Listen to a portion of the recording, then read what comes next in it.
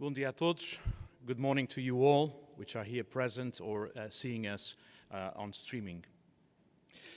And I want to thank the Competition Authority for organizing this competition day and to allow me also to share some thoughts after listening to both the reflections of the Portuguese Competition Authority President and Executive Vice President Margaret Vestager.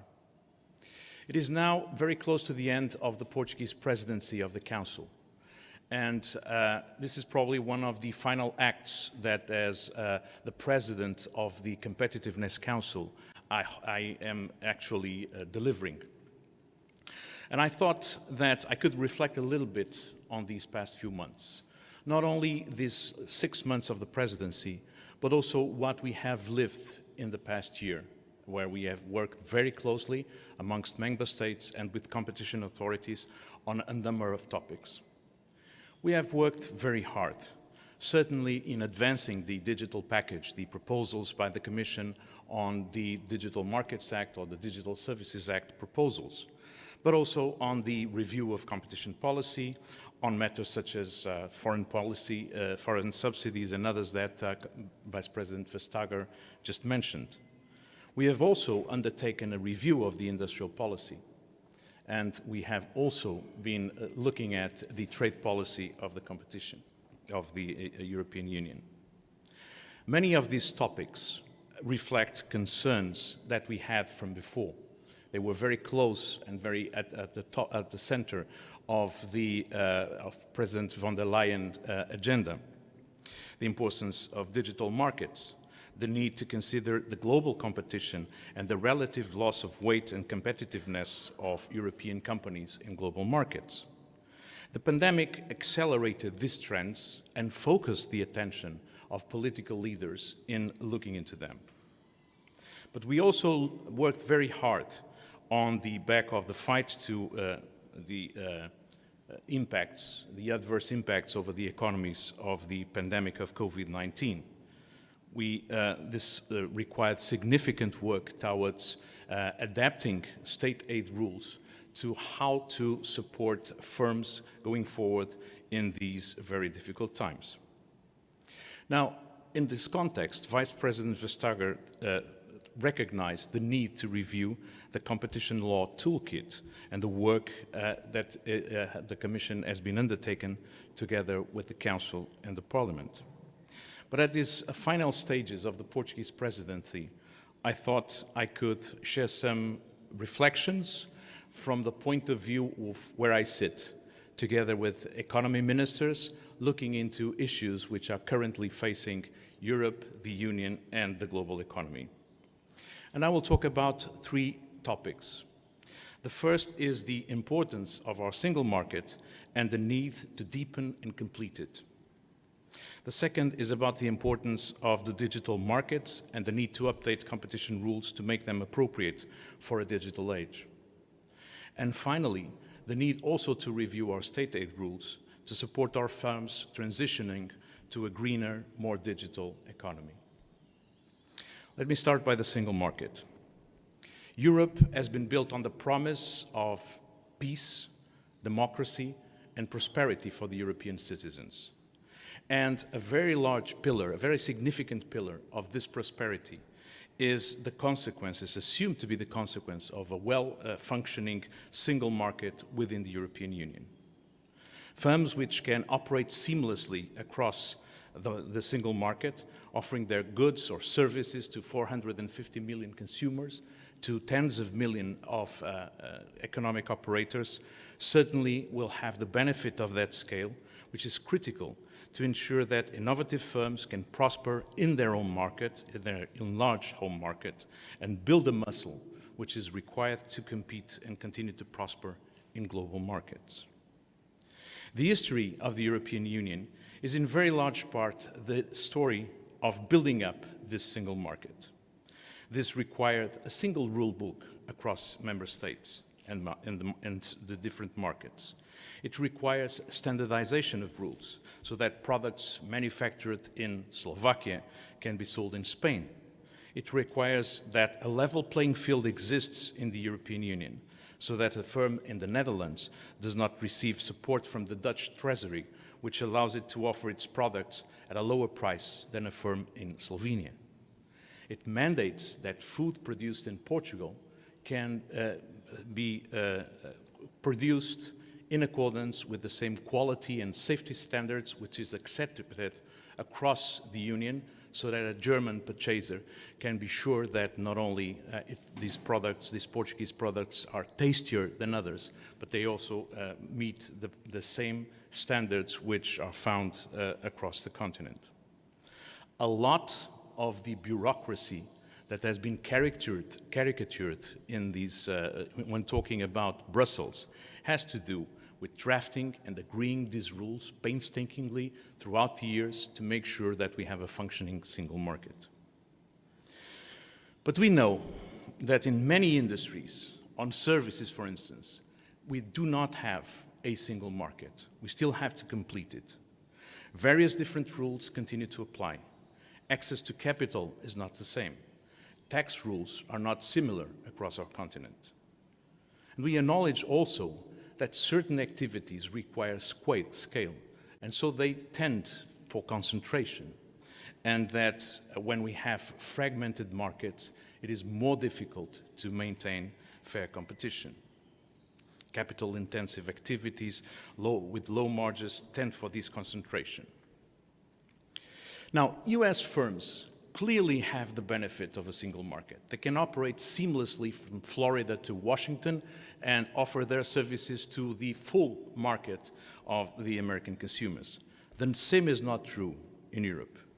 In many industries, European firms face a fragmented market, which requires them to face increased costs to navigate the different rules which are applicable. We will hear later from Paulo Rosado. He is the founder of OutSystems, a Portuguese unicorn which is now operating in tens of markets across the world. He has told me a couple of weeks ago something which was very impressive, that he can cover the whole of the US market from 3 different locations, whilst in Europe he has 18 different locations to support their activities across the market. This means that European firms face not a very large single market, but fragmented markets in many industries, which requires more costs and therefore creates less competitiveness. We need, therefore, to continue to deepen and expand the single market, and competition rules have a role to play in that. But not only that, we recently realized that the single market is not only incomplete, it is very fragile. When the pandemic arose, member states reacted in very different manners, but some things happened which were very impressive. We suspended the free movement of people. We prohibited exports from one country to other in respect of medical devices or even medicine. So we realized that the value of the single market in responding to various circumstances. We also realized how fragile the market is in terms of its dependence in respect of critical materials, raw materials, critical components, and a number of supplies. We have developed very efficient global value chains these past few decades, but they are not resilient. If a pandemic arises, a terrorist attack takes place, a ship is wrecked in the Suez Canal, suddenly these value chains are impacted for the detriment of our single market. And in reviewing the industrial strategy, we have identified some critical components and raw materials which Europe is not able to sustain and have redundancies in place. All these things means that we have to build more resilient value chains, redundant in some places, that we have in certain areas to build our own capacities to make sure that we continue to preserve the value for our citizens and our firms. This will imply more costs. It will not be necessarily more efficient, but we have to tackle this. We have built also very strong rules. Rules to make sure that the European consumers have the highest levels of safety and quality of products, that we meet climate targets, that we enforce social standards. These have all created a level of prosperity and quality of life in Europe, which is probably unparalleled in the history of mankind. But at the same time, we are allowing products manufactured by third countries producers which do not meet these same standards. And because they do not meet these same standards, they have lower costs to face, and they are able to enter the single market and compete with our European firms, not because they are more innovative or more efficient, but because they do not face the same standards which we imposed on European producers. So we have also considered how to make sure that we enable a level playing field across the European Union and in relation to third countries, whether we're talking about the carbon border tax, about the trade policy and the enforcement of standards and traceability of products and how they meet the standards, how to tackle foreign subsidies which may benefit certain firms which are operating in the market. All these topics are new concerns in order to deepen and protect our single market, to which we have to adjust policy. Another topic, digital markets. Margarida Matos Rosa identified very clearly the issues that these new markets create.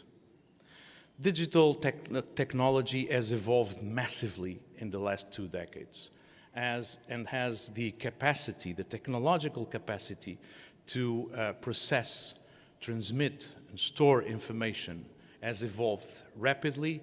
So have evolved a number of firms which now have a very significant impact on our daily lives.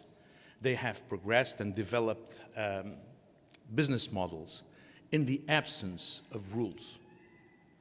And as they have evolved by this, they have created an extreme dependency, both on citizens and businesses, to work with these technological platforms and within these technological activities.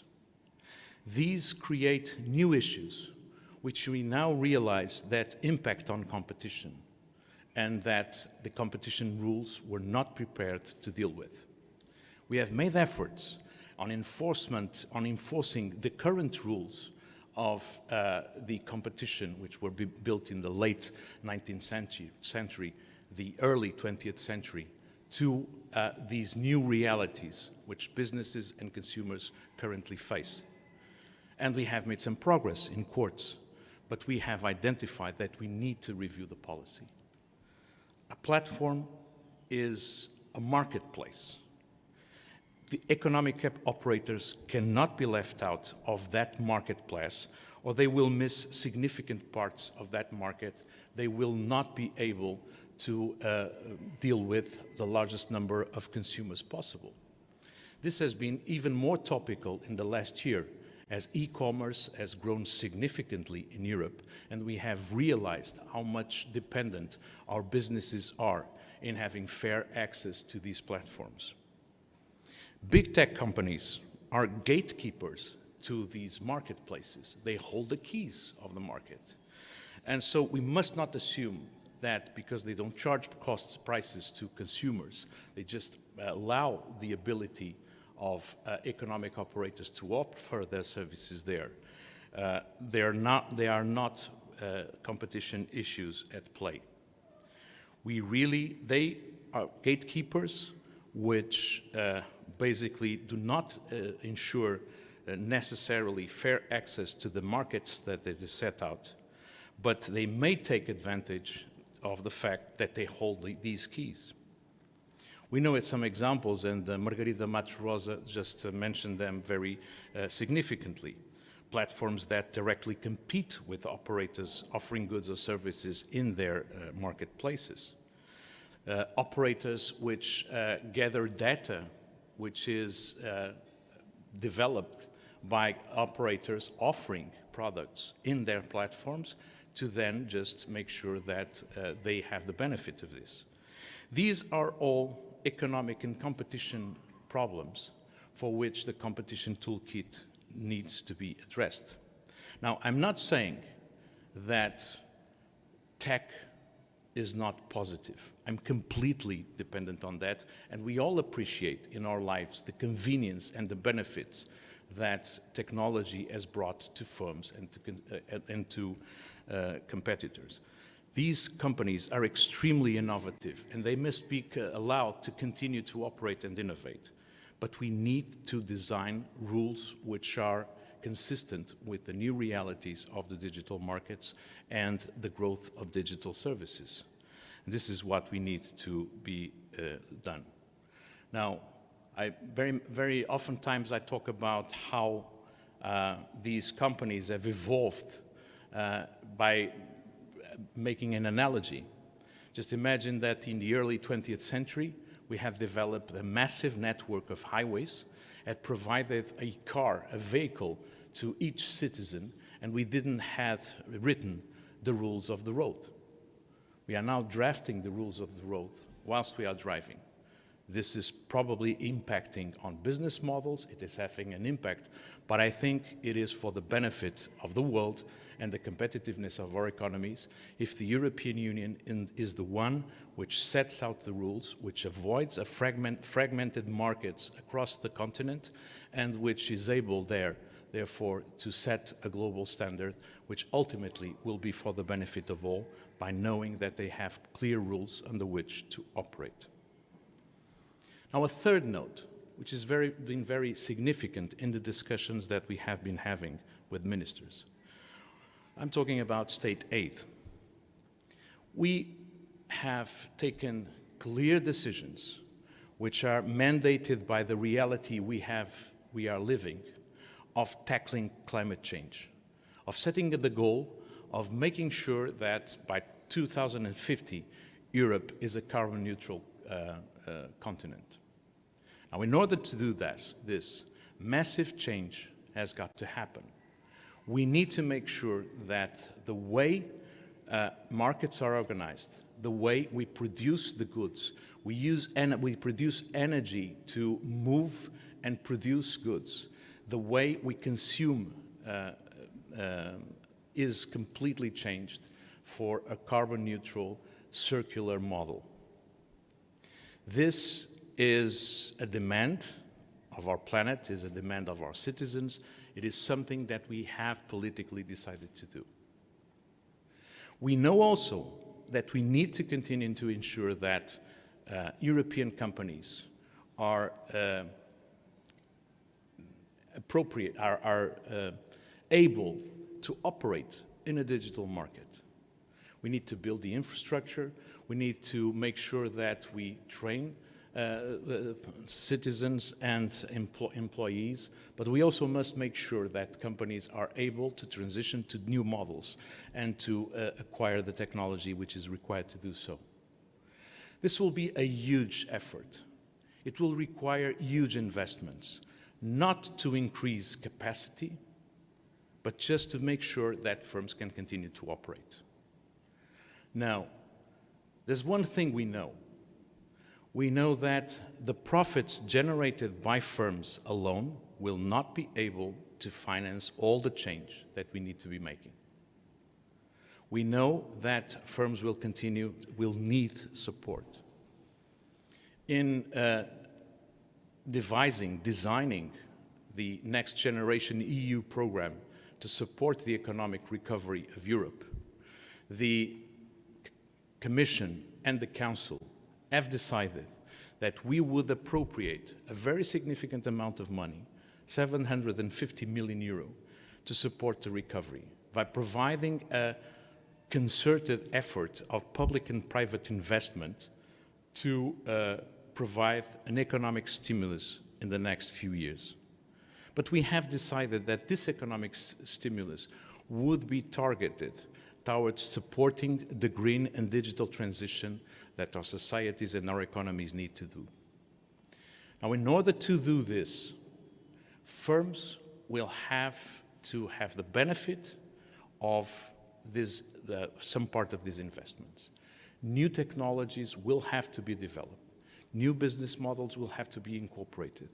We need to make a huge effort in making sure that the way we produce and distribute energy, we manufacture goods, is consistent with the targets we have designed. And we need to support firms in that.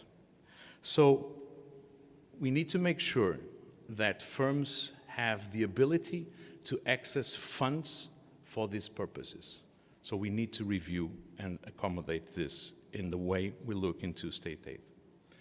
I've said that profits alone will not support this transition, will not support the investments in the leadership of the new technologies. And we know that this is true, for instance, in the United States of China. Firms in the United States of China are supported by their governments, whether by way of subsidies, access to cheap capital, or, for instance, defense procurement in respect of new technologies which can then be creating scale. We have seen a recent example in the development of vaccines for COVID-19.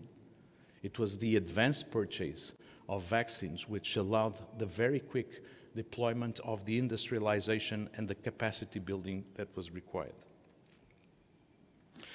Now, these are three areas which I wanted to share with you because is what economy ministers, heads of state and government are discussing, which have an impact on what you do. I would also finalize by saying that our common prosperity is dependent upon our firms being competitive and capable of generating profits which allow them to invest, to create jobs, and to pay taxes to support our social model. It is the role of competition law to ensure that the more innovative and efficient firms are allowed to offer their goods and services in the market seamlessly and without conditions.